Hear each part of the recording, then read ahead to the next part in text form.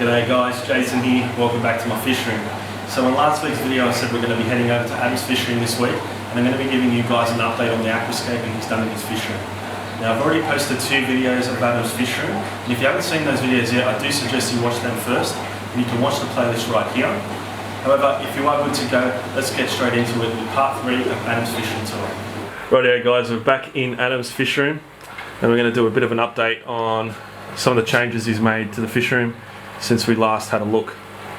So last time we were here, this tank was, nothing was in it. This tank was empty, and a couple of tanks at the bottom were empty as well. He's now aquascaped them. They're all got stuff in them. However, not all of them have fish in them yet. But we'll get Adam to give us a bit of an update on what he's done.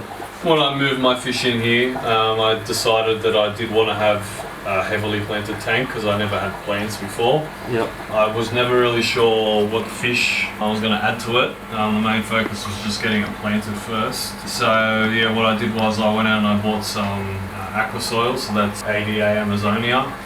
I had a couple of nice pieces of Saroya rock that had white quartz in it, and they kind of matched, so I pulled them aside, chucked them in, and then I bought a big variety of bunch plants essentially, and that's what you see here. So I've had the plants in there for about 5, maybe 6 weeks so far. Okay. A bit frustrating at first. I did have plants after a few days starting to uproot and float, but they've all taken to the soil now.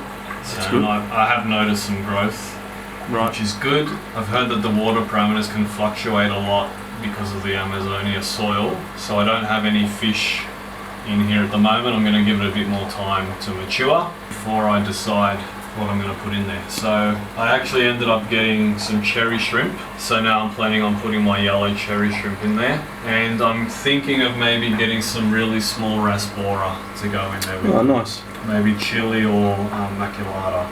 Yeah, still undecided at the moment. Okay, well you've got some time still to decide as the water becomes stable from the Amazonia aqua soil.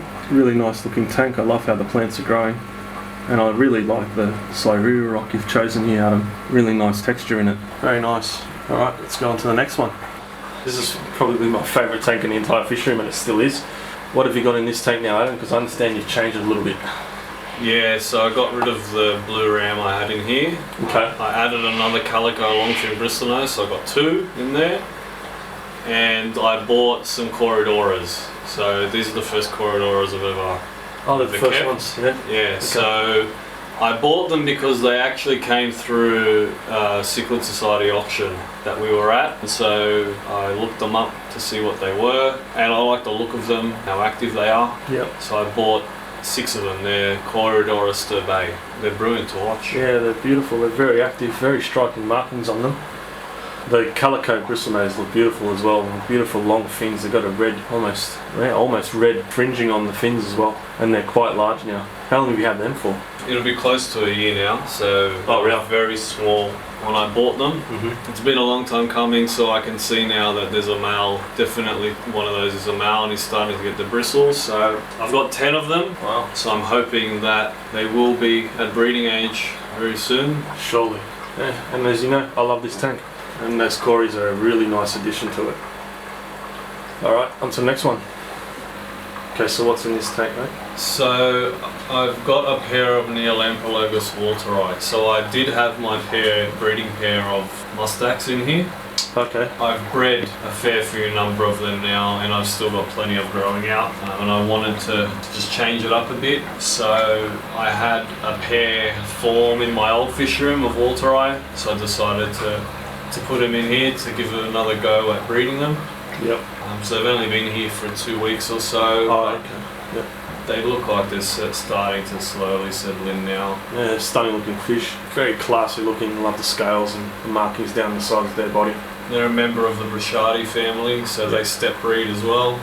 Yeah. The spawns that I've had when they've bred previously, they've only ever been between 12 to 15 at a time. Yep. Yeah, much smaller spawns than I get from the daffodils. Yeah. So hopefully they breed for you. Okay, next tank. So this is my red cherry shrimp tank. I've got the black galaxy sand. There's a substrate in here. Got a couple pieces of mopani wood. And then I selected a couple of darker pieces of Sarai that only had 1 or 2 white veins through it to complement the wood, because I didn't want the rock to be the focal point. And then obviously I chucked the plants in around the edges and at the back. And I've got a big clump of Java moss in there. So I'm very happy with the way that the moss has now grown and spread. And if you remember from my first video, I said I always wanted a tank that kind of had an archway in it. Yeah. I've got that in this tank now. So I've got half a dozen red cherry shrimp. One of my females had some shrimplets about nearly 2 weeks ago now, so there are a few running around. In here I can actually see one right in the centre of the frame in the Java moss. Hopefully that will come out on the video. There's something I've wanted to try for a while. I kind of hadn't yet because I was worried about the different water chemistry that they require. However, so far, I mean, I don't know if it's just luck or if they are actually very easy to keep. I've really had to do only the basic maintenance here. I haven't added anything to the water. I've just been doing my 10% water change per week. It looks like they're enjoying the tank so far, because I've already had some shrimplets and I've got 3 more females in here that are heavily pregnant, so I'm expecting more soon. Great. So yeah, just another nice green tank. Yeah, nice, beautiful looking tank. You can see the mopani wood has taken its effect in the water. Yeah. The water's got a tan and colour to it. Really like that look. The lighting that you've put on here is really nice as well. Yeah, so that's another change as well. So I've changed up a bit of the lights. It's the last video. It's been really hard to get 3-foot or 4-foot LED lights in Australia at the moment. So I bit the bullet and I bought a couple different spotlights from Bunnings, from a hardware store, to try them out. And I've been really happy. They're very cheap and they're quite power efficient. And they're more than bright enough, as you can see, to grow the plants. Yep. So I just had to turn the exposure down and look at the light. Now I'm putting it back up so you can see into the aquarium, and it just gives that nice, really nice ripple effect on the water. Yeah, so I've got it mounted obviously below the shelf that's above this tank, and yeah, it easily has full coverage over the whole tank. Yeah, it really does. And it's a very, very cheap, effective option. Very efficient as well. Oh, beautiful, mate. The plants are growing really well. Okay, Adam. I love this tank last time we were here, and you've added guppies to it. It looks beautiful.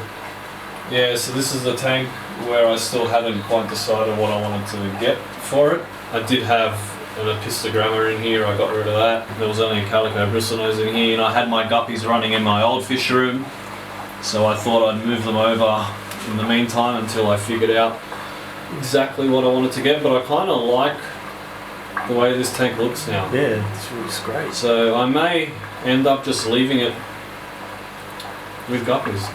Don't blame you, they look beautiful. Yeah. I'm actually going to take some of these guppies home with me today because I love them as well.